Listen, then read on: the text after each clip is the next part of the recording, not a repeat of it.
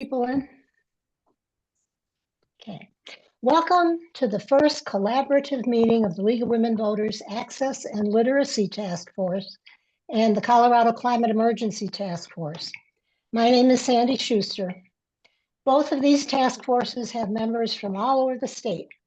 We encourage our task force members to share what they know with their local communities and local league members to get the word out about two of the most critical issues of our time, communication and the environment. Please stay on mute during the presentation, put questions in the chat, or save them until the Q&A at the end. Our next meeting is going to be a combined November and December meeting on December 4th. Here to tell you about that meeting and our upcoming collaboration is the guiding force of our efforts, Jane Hamburger from the League of Women Voters of Larimer County. So hello. The League of Women Voters always says, don't get frustrated or angry about what's going on. Act, do something. So when we kept hearing all the misinformation, disinformation, and downright wrong information about climate change that was affecting decisions about how we were going to deal with the climate emergency, we gathered 11 members of the News Access and Literacy Task Force and the Climate Emergency Task Force, who turned to climate scientists and their research-based facts. We looked for ways to communicate those truths, and that resulted in our own research question for the 6 programs we have from tonight's beginning and going through April and Earth Month. That question is, how do we deal with the myths and disinformation about the science of climate change? You know, scientists specialize from many perspectives, and we filter their results through our own perspectives and points of view. Our series will present a wide range of climate science perspectives and the usable, factual information they produce. Our December program will be from a political scientist's perspective. Other programs will be about specific causes, such as forever chemicals and their effects. Another about CSU's science moms and how to help children deal with what they hear about their future in a scary world of climate change. And about how a group of high school students from 20 high schools across Colorado made good trouble in addressing the Colorado Board of Education to make climate studies part of the science standards being taught in kindergarten through 12th grade.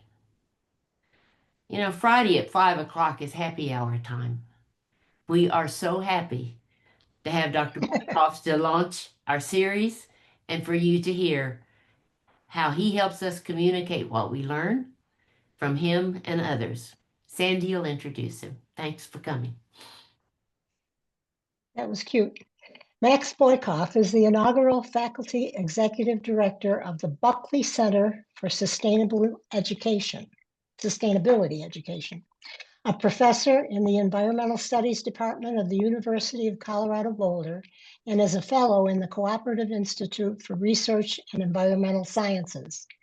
He has ongoing research interests in science and environmental communications, science policy interactions, political economy, business, and the environment, with negotiations, marketing, and advertising concentrations. Max has experience working in several country contexts and is a co-author and editor of 7 books and edited volumes, along with many articles, reports, and book chapters. He is currently working on a new book called Climate Emergency: Understanding What's Coming with Cambridge University Press. He also leads the Media and Climate Change Observatory, while he co-directs Inside the Greenhouse Climate Change Film Festival. I'm happy to present Professor Max Boykoff. Thank you very much. It's really nice to be with you all. It is a Friday evening, and I appreciate your time, attention, dedication to these subjects, to your ongoing work. And that's why I was happy to engage and accept this chance to meet with all of you. I have a slide deck I have prepared, and I can get that started in a moment.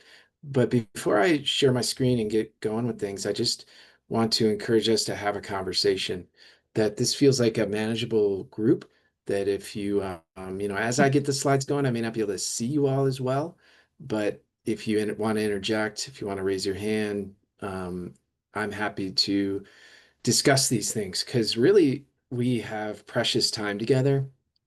And as we had talked, Jane, Sandy, and others in conversation before this session together, it's critically important for us to just talk, uh, talk directly about the threats of mis and disinformation nowadays. I had written that daily camera column. I have another one showing up tomorrow. I'd written that column to kind of capture a little bit of that particular day on September 23rd, that I didn't really place myself in that column as much, but I was part of that information integrity group that was at the UN General Assembly complex the same day that Donald Trump had spoken about the con job and the other things that he had to say, which were really dismissive and really not helpful to actually getting the kind of work done that we need to get done. And so I'm part of that going forward. I will be in the UN climate negotiations as an observer through the University of Colorado in Brazil in November next month. And so I remain a part of those efforts to address information integrity, or another way of looking at that is mis and disinformation. And so I'm happy to talk about that a bit more if you had a chance to read that particular column, which was very impactful for me just fairly recently. And then it relates to this here now as well. And so I will start sharing my screen. And I'm always, as I have this chosen path, I was really into choose your own adventures when I was a kid. I have this chosen path of my slide deck, but I'm happy to choose a different adventure with you all as soon as you think that'd be more helpful. I think, let me, if I can move this, and then if I adjust my display settings, how does that look to everybody? Can see my slides? Okay. So this is the title that we came up with. I feel as though I could talk about all kinds of things. Jane, Sandy, we've talked about. I am working on this new book around climate emergency. I'm interested in what you're working on there. Um, But let's get down to it with the time we've got. This is kind of what I got mapped out. Talk about some fundamental pieces of what's going on and where we are at now. I can provide the examples as I um, wrote up in the summary to share around. I can talk about news-based dimensions of this, and then I can talk about creative dimensions of this with a comedy example, and then we can widen out the scope again. I'm mindful of trying to keep to about 35, 40 minutes so that we can have a discussion, dedicated discussion from there. Thinking about these foundations, I also, part of what I was doing in New York City was talking about uh, my work to co-author a chapter on media coverage and advertising and public relations activities as they relate to climate obstruction. There's a larger book called Climate Obstruction that I contributed to. It just came out, and so we had a book release there in New York as well. We really leaned on this particular figure, and I'm going to put up this one too without sharing too much visually all at once. I want to say that, and I wonder if I can get rid of this. Uh, excuse me, hide video panel. That's what I want to do. But it's still there. Hopefully you can't see it there. I'll put it down here. My apologies. I'm going to hide the floating meeting controls. That's what I'm going to do. So on your right, so basically I'm posing the question, modeling communications by design. The answer is yes. There are a lot of efforts at play to help confuse, help distract from, outright deny, delay concerted action on climate change for several reasons, including the way in which it disrupts status quo activities, the way in which it calls into question carbon-based industry interests, which are very much threaded through our everyday lives and have been naturalized into the decisions that we make and the choices that we have as everyday people. On the right-hand side are ways in which Lamb et al., a set of authors, and I can see here present a Lamb, but it's not Dennis Lamb. That there's a set of authors that tried to break down what are the different ways in which these tools of distraction are deployed. And so here, if I just have them listed here below as well, the part at the top in green, and you can break it, we could talk in more detail, is basically shifting responsibility, that someone else should take actions first. This can be taken the form of whataboutism. It can be taken the form of, well, we're doing things, but people in China are not. The Chinese government is not, or the Indian government are not, on and on and on. And in fact, the ways in which individualism has taken hold in a very troubling way is the notion of carbon footprinting, which really encourages us to look around at each other and name and shame and blame one another for the activities that we have. Say, for instance, I am vegetarian for several decades and I ride my bike pretty much everywhere, but I flew to New York City. I fly to other places, and that is my major part of my carbon footprint. Do we need to break that down and talk about each other? Well, when 90 companies are responsible for 2/3 of industrial emissions since the Industrial Revolution, we might want to back out and kind of put those conversations and considerations in that context. That focusing in on those 90 companies might be a much better use of our time rather than talking about whether, Sandy, you there have your lights on or not, right? And so that's the kind of thing that first part is drawing out. Transition impossible. So that could be over on the left-hand side of what you're looking at on that right figure, which is to say that we got too much to do. It's overwhelming. It's doom and gloom.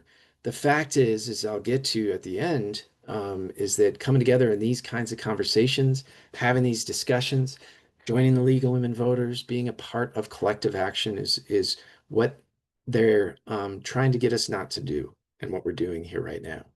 Third one, solutions in scare quotes instead of solutions.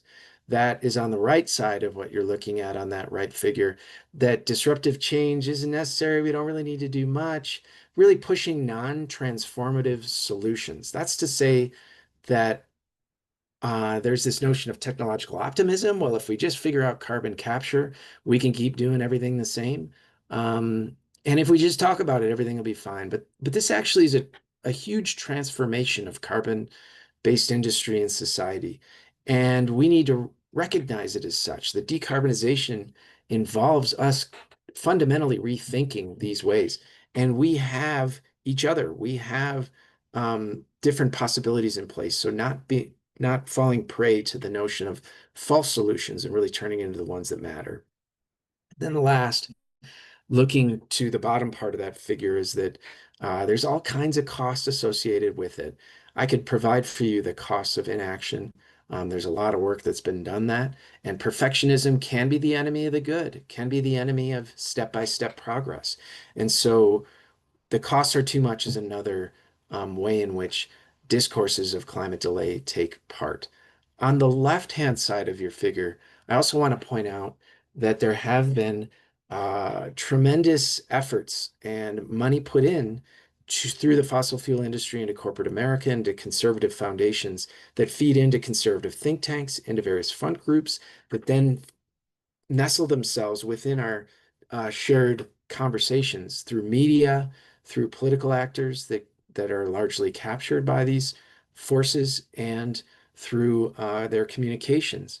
And so this is, this is well documented. I'll get to it here in a moment.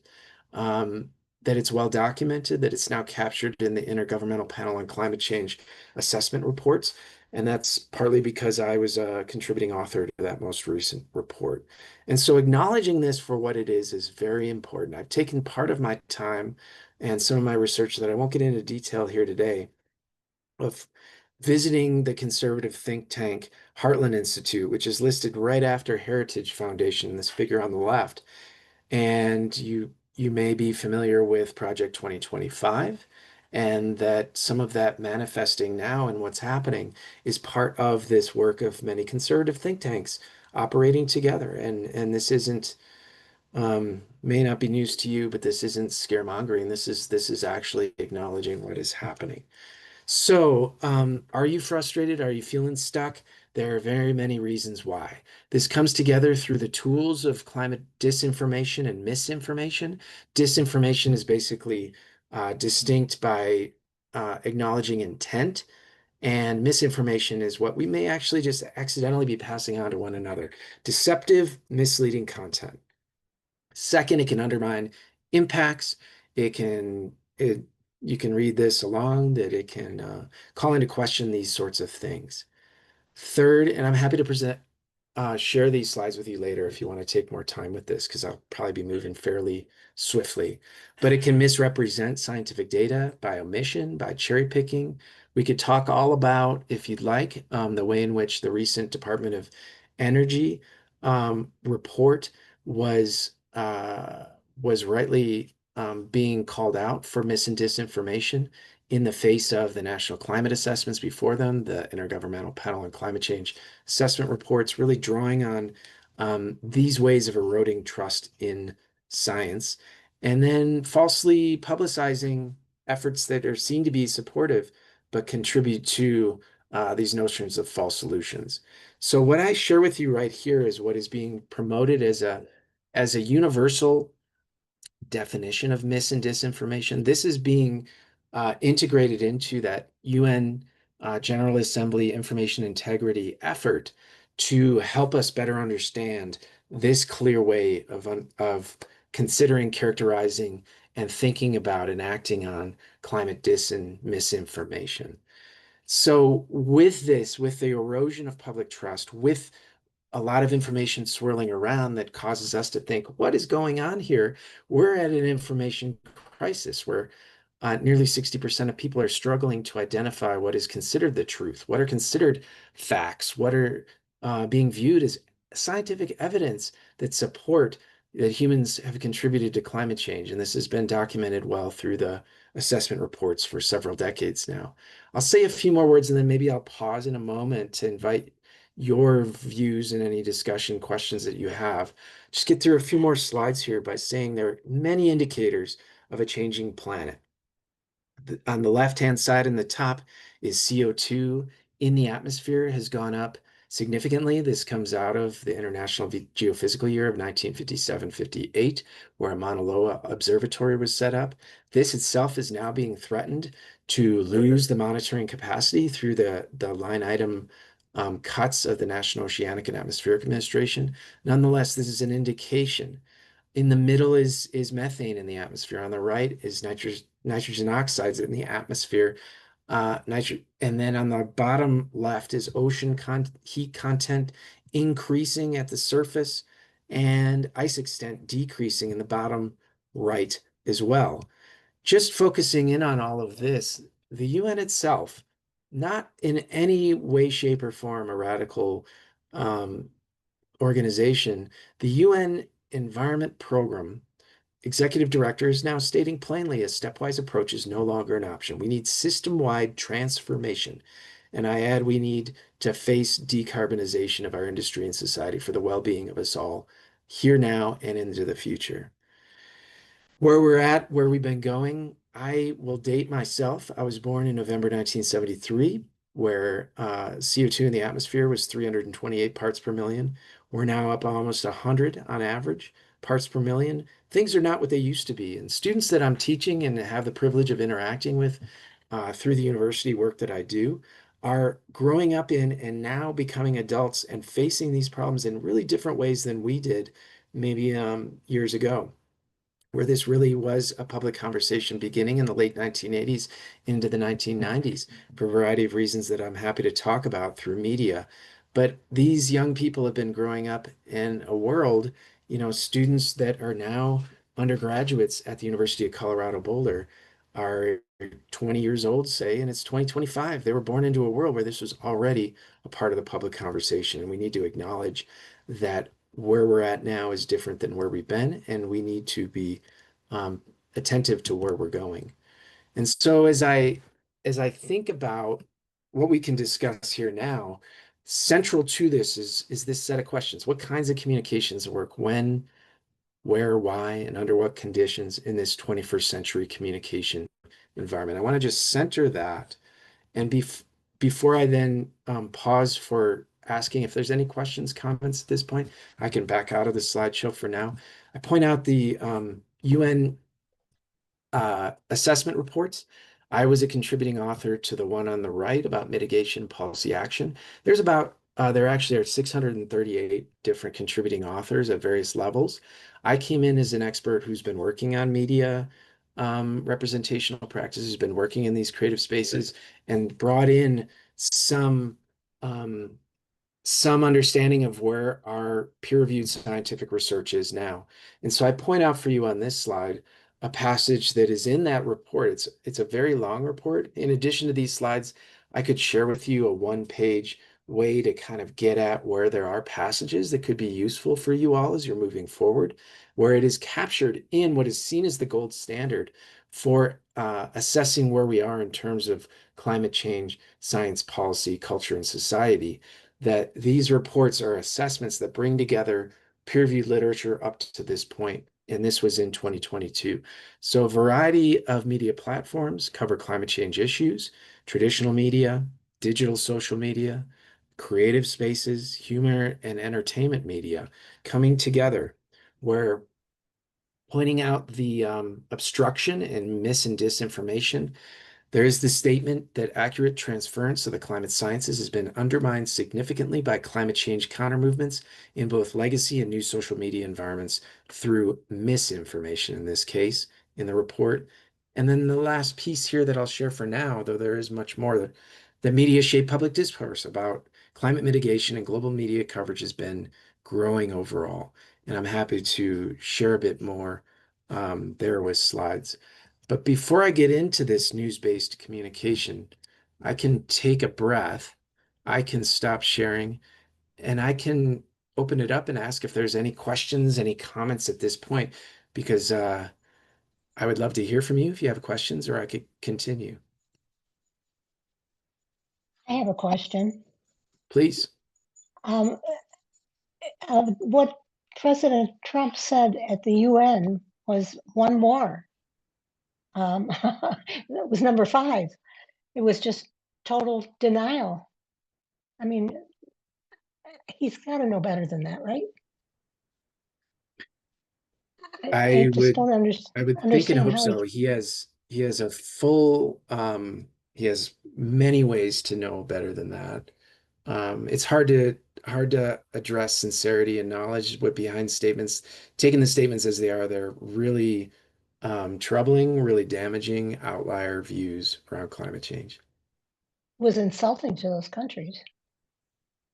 Yeah, it's insulting to all of us who do this work, who are passionate about Yeah. trying to make progress in these areas while we can. Are there any other questions? Anybody? Okay, I think we can go on. Oh, there's a new person. Okay, go ahead. I don't see any questions. Do you have any, Sandy, in the chat?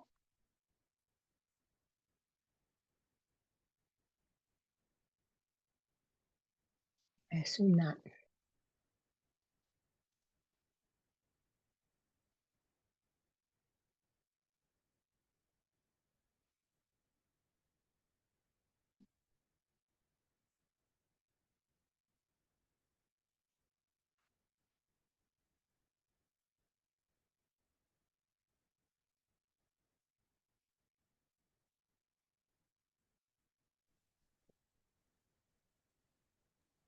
You're muted, Max. Yeah. Thank you so much. The IPCC, I was just saying when I was on mute, is an intergovernmental body that was formed in 1988 through the World Meteorological Organization and the United Nations Environment Program. And there's a history of ongoing steady engagement in building out our knowledge in order to provide these reports. As they become thousands of pages reports that become technical summaries that are a few hundred pages, they then become summaries for policymakers, which are then line by line actually approved by government representatives. And so there's this summary for policymakers that people refer to a lot, but it's these larger technical reports and the full reports that provide the voice of the authors themselves. And the summaries, while picking up on key points, also miss some things and they get diluted, honestly, with that process. Moving into news-based communication, taking the same fundamental question that we can think about, what kinds of news-based communications work, how, when, why, under what circumstances. We have a Media and Climate Change Observatory right here in Boulder, Colorado at the university that is a collaboration of people across the globe now, networked to help us understand the ebbs and flows of media coverage, largely newspapers, of coverage of climate change or global warming, now in 14 languages. We have this as a partnership with our university libraries. So any of you could go and take a look at our figures. They're interactive. You can then access the data behind the figures. And we have welcomed the research community into these data in order to help them with their work. And it's shown up in a variety of ways. It's been part of Senator Sheldon Whitehouse's speeches. You might have seen him in an interaction recently about the bag of cash and his interaction with Pam Bondi. But he has given several floor speeches, now hundreds, about climate change. And he's utilized some of these data to help with some of those Senate floor speeches. Just as an example, we can see the coverage is going up overall as we captured in the IPCC reports, but there are ebbs and flows. So what we do each month is we provide monthly summaries that we also post up. And then we've had annual reports as well now for 8 years that are tracking the ebbs and flows. And at the bottom, you can see there's different themes that animate these stories in the news media. There are political events, for better or worse, that the comments from Donald Trump in September captured a lot of media attention. There was a lot of media attention. We hope that it was put in context, but it's not always the case, that some are just sharing what was said. There's economic comments. Excuse me, my dog is barking. Economic comments that also capture some of the different investment actions and different movements of capital relating to climate change. Then there's scientific events and say reports or new studies that come out that capture media attention. There's cultural events such as social movements that address climate change, such as a variety of ways in which it can show up with young people. And then finally, ecological or meteorological events. We can think about severe weather events as they are connected to a changing climate. We can think about floods, droughts, heat waves, and on. So these are the kinds of things that have been capturing media attention. We in our group do a lot of research around these. I've chosen not to bring up specific examples of our research so that we can keep moving and bring it to a conversation here shortly. But there's a lot of different ways in which we've studied how this is shaped public conversation. Some of these, if you take a closer look, we looked at COVID and how COVID news coverage came into the public discussion and how media coverage of climate change dropped off at the same time, on and on, looking at it in different languages, looking at the word choices and how it's shaping our perspective of how we can, our attitudes, our intentions, our beliefs, our perspectives, and how we can make change within these spaces. So in the interest of time, I see that it's already 5:30, that I will move to just an example of creative climate communication. Again, the fundamental question that I return to, that our research group, that our collaborators return to, is how can we engage creatively in these spaces? And so it's not just about the news that we read. Some people think it's funny that I still get 2 newspapers in the morning, the Daily Camera and the New York Times. And it's part of my reading consumption, and I inherited it from my father. And some people think it's pretty funny that I still get newspapers. We're all consuming media in different ways, and sometimes that we're now engaging in these creative spaces, I'll provide a few examples. As I mentioned, the IPCC reports, there are so many reports that are out there that continue to tell these stories, and here's a bunch of them. While I share that with you, I also want to point out that we can fall into this deficit model logic. This is one way of talking about it. We can fall into the logic that if I were just able to tell everybody what's going on, and here's where the evidence is, we're all going to make the right choices. We know that our lives are much more complicated than that. We know that we want to fly to see our families, even though we know that there's carbon emissions associated with that, and on and on. So we know that that deficit model logic doesn't prevail, that it's not just simply a matter of everybody reading all these reports, but yet we still retreat to these spaces when we feel exasperated, when I feel, as though I want to help get the point across. I might retreat to these spaces of saying, look at this evidence. We need to be doing more. Suzanne Mosier, who's a very well-respected social scientist, has said, providing information and filling knowledge gaps is necessary, but rarely sufficient to create active behavioral engagement. With that, I'll add sustained behavioral engagement that's needed for this generational set of challenges that we face. And so there must be more. These reports, great. Let's complement them with other ways of knowing and engaging. There are a lot of expanding pathways. Some of you may be out expressing yourself tomorrow as part of the No Kings events that are going on. There's political protests. There's young people, youth climate movements. You can see some of the signs that are associated with this, youth climate marches. You can see some of the tension about the temporal dimensions, the time that it's taken us. I have a 20-year-old and a 23-year-old, and I shudder to think about how much time has passed that I've been working on this, that they're now getting to be about the age I was when I started working on these things. And we have to also address, peer review as a way to assess the veracity of scientific or various research claims, but we also want change immediately. And so it's addressing some of that. There are a variety of creative ways. These are medical doctors who staged a die-in outside of JP Morgan offices, which also fund many of the fossil fuel investments that continue. There are alternatives that have cropped up in creative ways. And then there's just ripping a page out of People magazine, which my mother passed me, of celebrities that are increasingly engaging with it. There's also Barbie dolls that are now eco warriors and such. And this just points to the fact that the state of affairs, that facts by themselves are voiceless.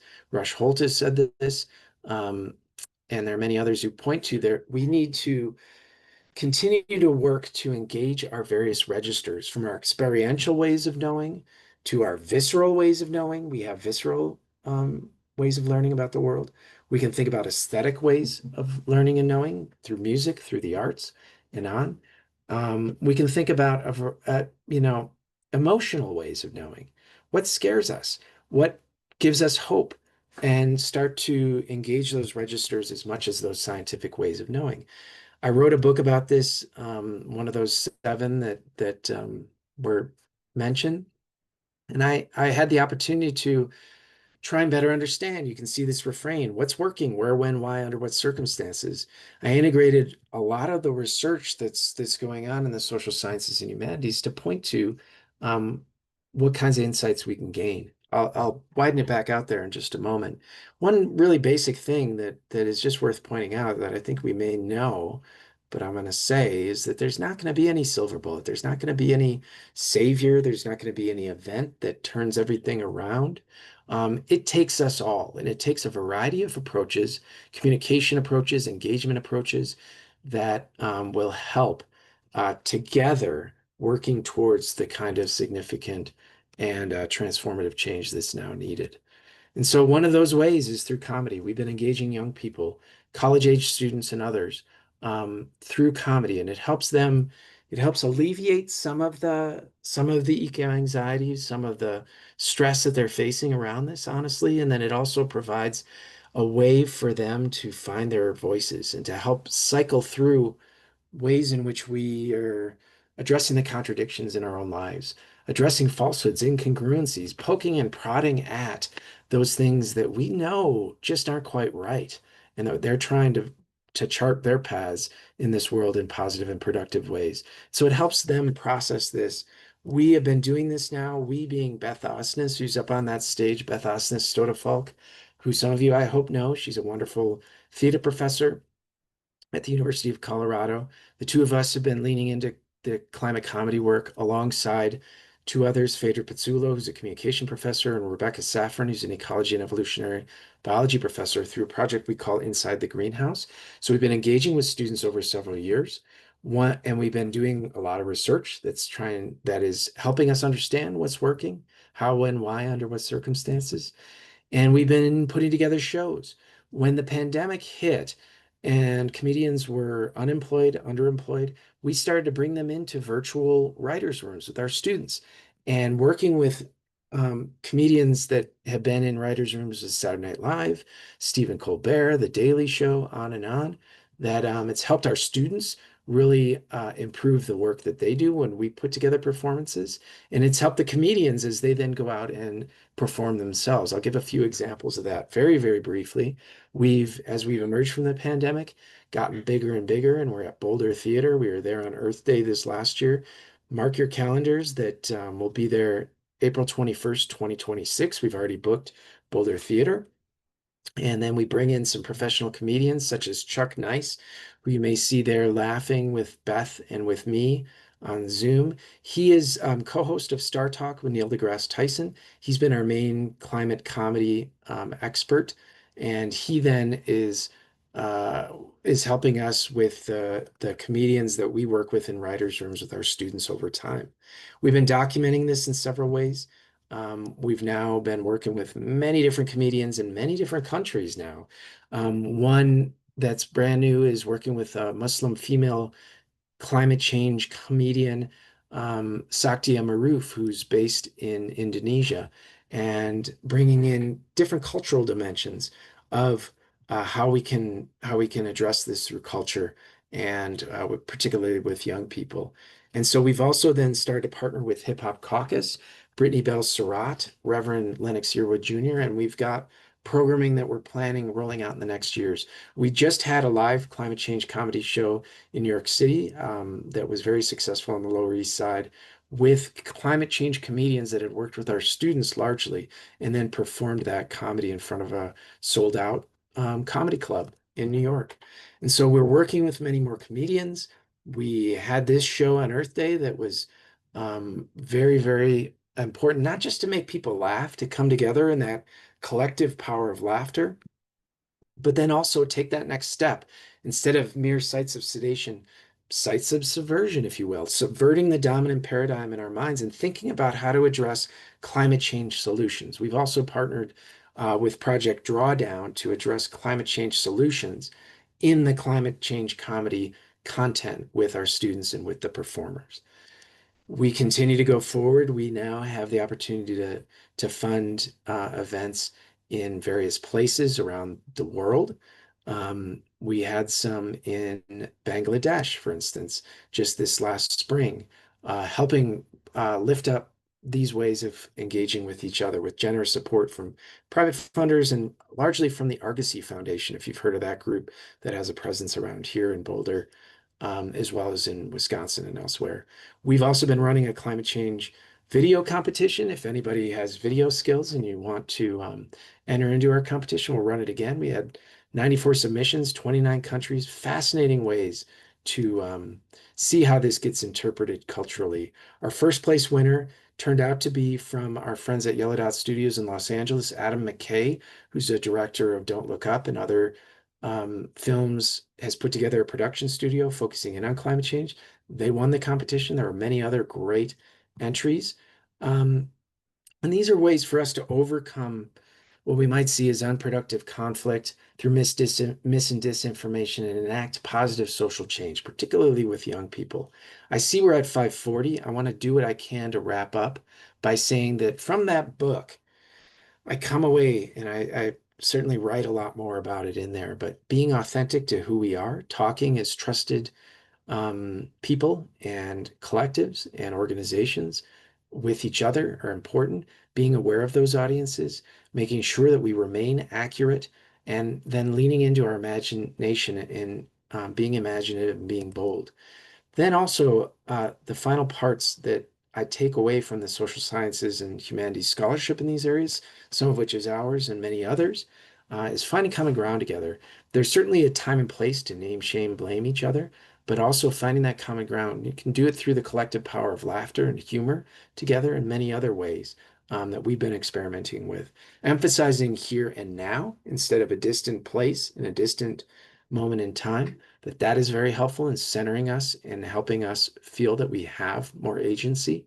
We can also focus in on the benefits of engagement in a variety of ways that I write about in the book. And by example, the comedy work is creating these spaces for young people in particular to empower themselves. It's been really transformative for many young people to be able to find their voice and continue with these communication experiments themselves.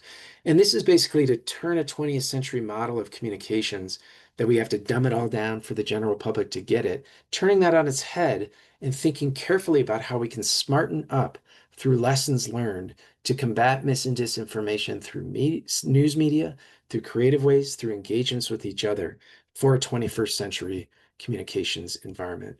So I'm just going to go very quickly that talking about it like we're doing, listening to one another, which I look forward to hearing your perspectives, having conversations, join groups.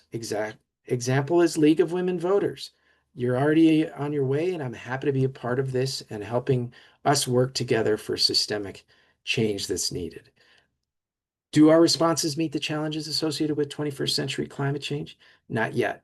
I still remain optimism, and I derive a lot of that optimism from working with young people at the university. Can we create better futures? Absolutely, yes. And that's what drives my work forward. And so those are my conclusions for the moment. I want to say thank you and then back out. It's 5:43, and maybe we have a conversation together from there. Does that sound good to you, Sandy and Jane and everybody? Yes. Okay, I have thank you. one question from, well, two questions from Alice, but I'm going to go to the second one first. How effective are carbon credits? Some have recently dislocated Maasai tribes from their land. There's really two categories of carbon credits. There's the individual ones that we could buy when we're traveling and that sort of thing, that may be what you're referring to. And then there's actually part of the UN Framework Convention on Climate Change in the mid 1990s. There were these credits that were where you invest, certain countries can invest in other nations and get the credits back for their own national emissions reductions. So I guess I'm imagining that that question is referring to the individual carbon credits. I'm looking at the question right now. I was not sure what the article was referring to, but they were just showing that many of the Maasai have been evicted from their land because that land has been used for carbon credits. Didn't say exactly where the carbon credits were coming from. Huh. Yeah, I would say we have to be really careful with the ways in which we're giving money to some of these organizations. Some have been vetted very well and some do good work, and others we can't say that. I actually have been advocating for us to, I do a lot of committed work through the Red Crescent Climate Center and other places for international work. But then I've also been advocating for us to develop a local carbon credit market so that we could potentially put money into a fund that would help low-income communities, say some of the trailer parks right around Boulder, Colorado, to help them with insulation for the winters and summers so that they're not using as much energy for heating and cooling. And that would be a way to keep it local, and then we'd know tangibly whether these are having positive or negative effects.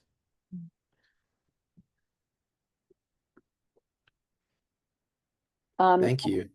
I love that idea. Something to work on and something that kids could work on. Definitely.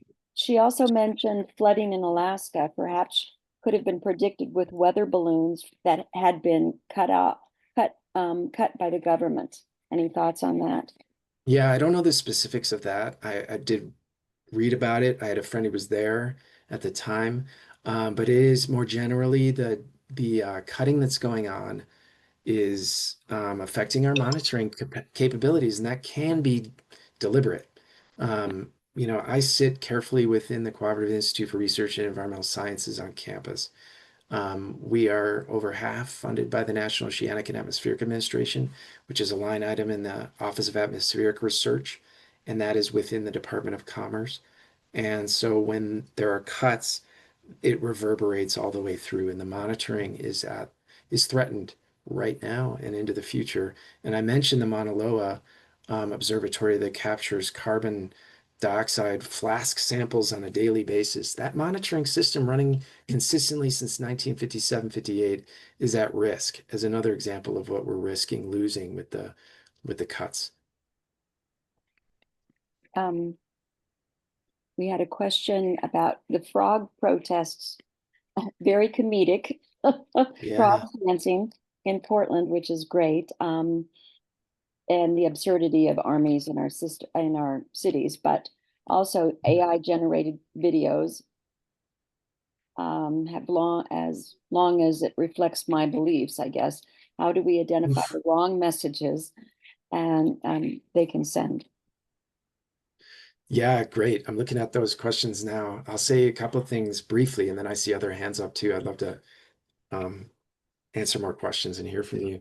One, I lived in Portland myself for about 4 years. The whimsy of Portland is wonderful and infectious.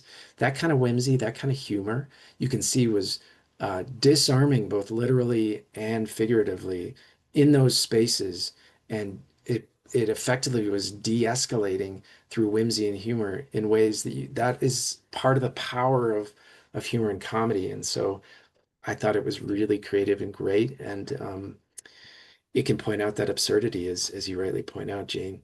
And so on the AI, we're doing a lot of work. I'm involved in a few different research projects. We at the university have several people working on that as well.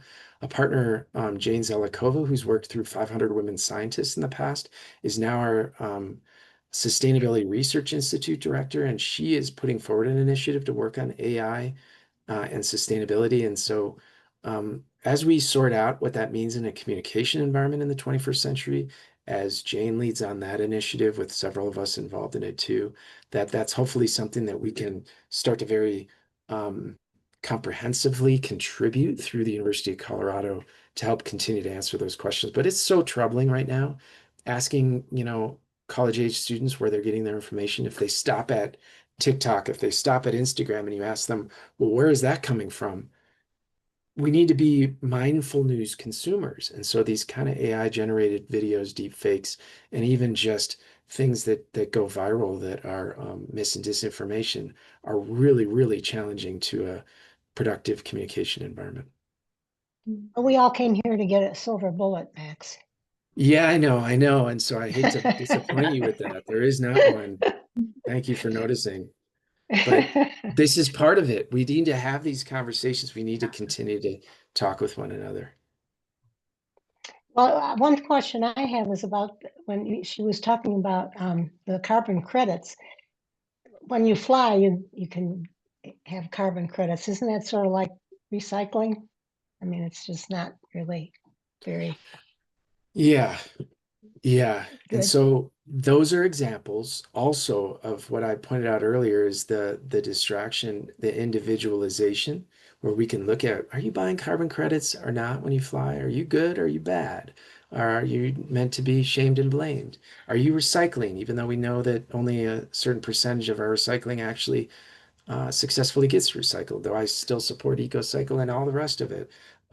With all that in mind, we could be, as you all are, looking at the collective action challenges that we're facing, looking at the larger systems in place that we must be pointing out, confronting, instead of just blaming one another and inspecting each other's recycle bins.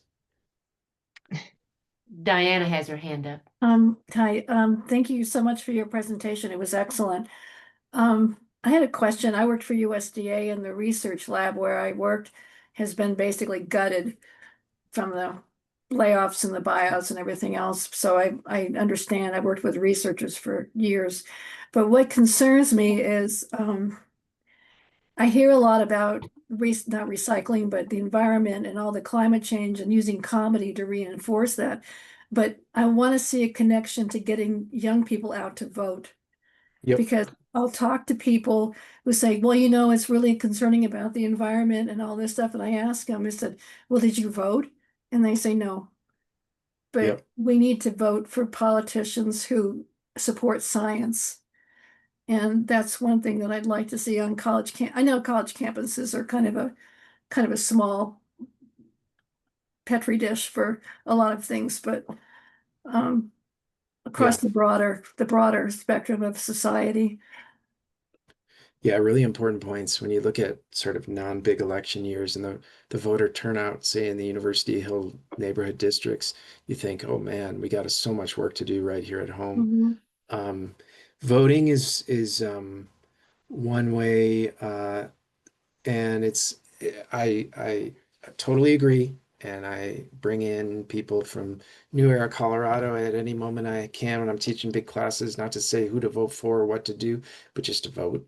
But beyond that, young people are facing a certain flavor of nihilism unlike I've seen in a while. And some people feel like it's not worth it.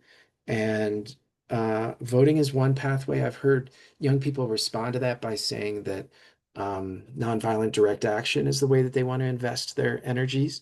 And I say, how about both and, just trying to keep those conversations going. Ways in which you all and your organization feel as though you could help not prescribe certain voting outcomes, but help with voter turnout on the university campus and sensitize young people to the importance of it is definitely welcomed. And so I would be happy to follow up on that. It's something that I continue to try and advocate for as well. Susan, do you have a question? Hi, this is sort of a general question. Why, other than greed, are so many companies and corporations wanting to perpetuate the denial of climate change? And the newest one, of course, is AI, which is going to utilize huge amounts of energy and water to build these data centers, which I see as another form of greed in an industry. How do we combat that? It's a big question. Again, I think about what you said just a few moments ago, Sandy, is that I'm going to leave you all coming away not with that silver bullet. But if we were to consider it maybe in the most generous light, there have been sociologists who have looked at this. Carrie Marie Norgaard is one who looked at the notion of denialism, if you will, in three different ways. There's literal, there's people who just put their hands over their ears. They don't want to hear it. They just won't. They're not going to take it on board. Secondly, there's interpretive, where I could put data in front of you, or I could talk about all kinds of important things and you just say, yeah, no, I see it different. And then third is where I think most of us live most generously around implicatory denial is what it's called. And so by implication of how it makes us change our practices, we may resist. And so when you start to induce the financial piece of it all, part of that implicatory denial, just in really generous terms, is forcing some people to come to grips with the fact that they really have to change the way in which they're meeting their lives and livelihood needs. And with the uber rich among us, that they resist that. And so even in that most generous light, without going any further, it's a source of resistance. And we can, in some ways, we can relate to it. By implication, we resist certain things, but in their ways, it's really consequential for the well-being of all of us. Kathy Wilson, did you have a question? I do. Okay, I'm really taken by the idea of your comedy presentations.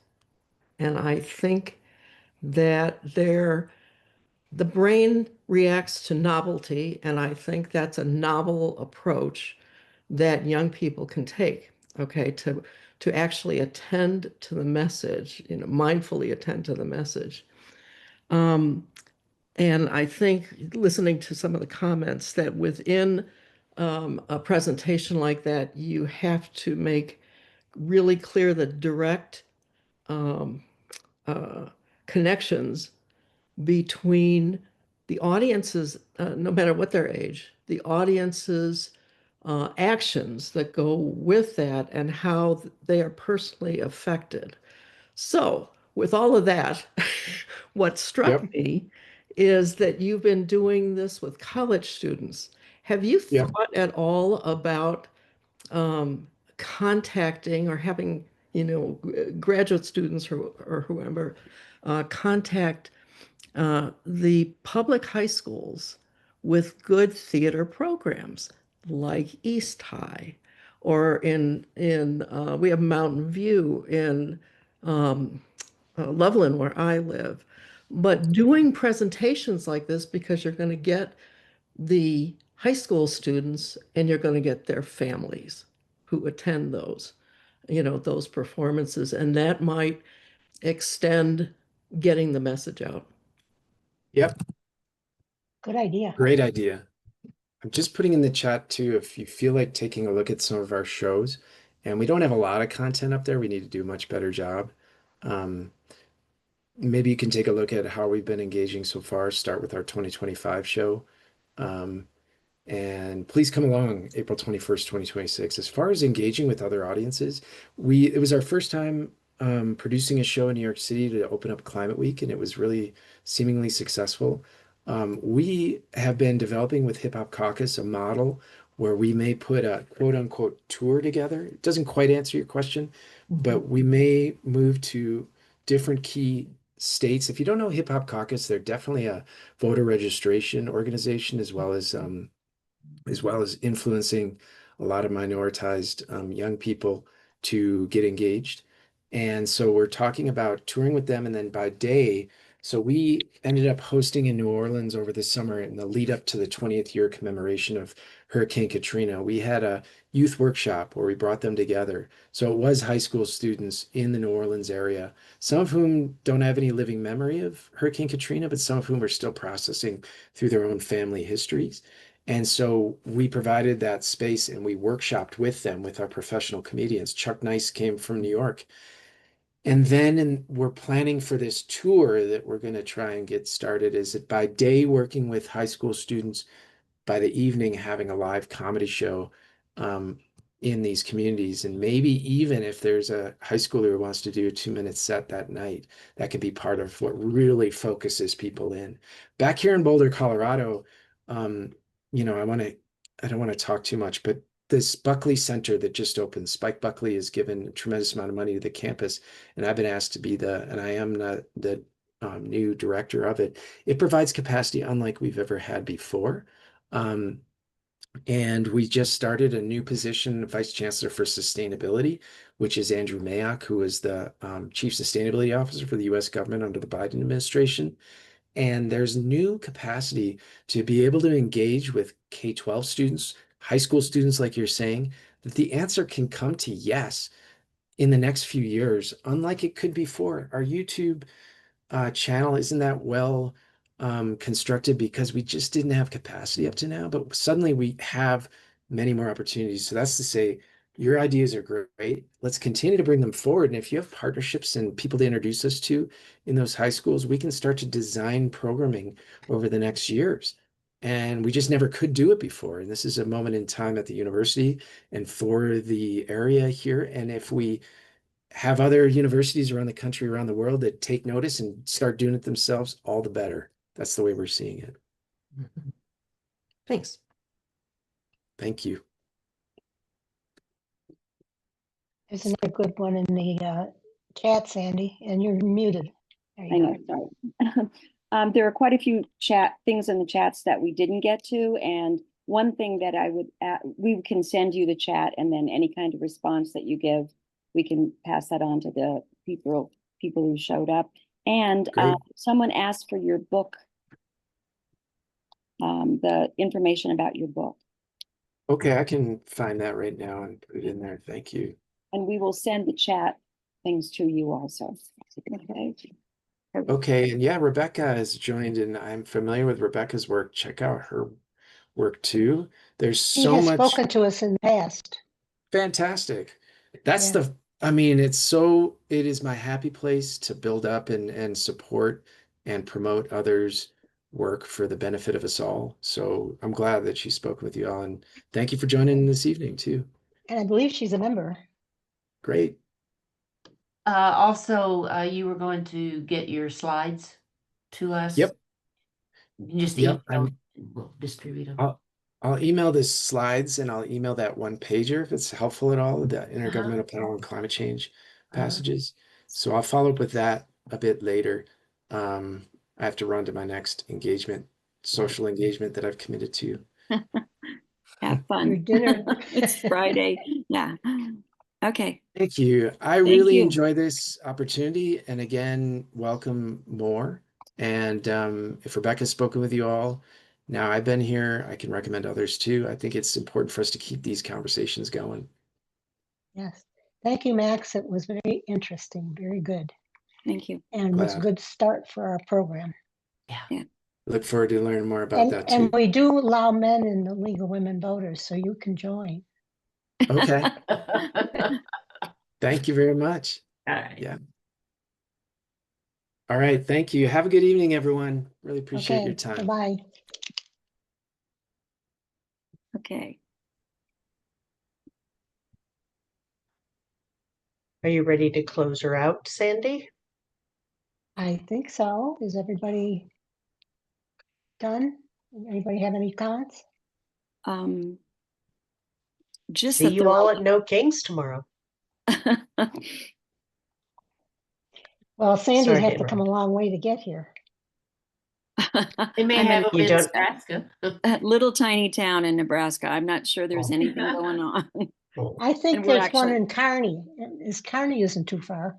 Is it? About 45 minutes from here. Yeah. Yeah, I think I saw something, there was one in Oh, Kearney. really? I thought about you. We're heading west, so yeah.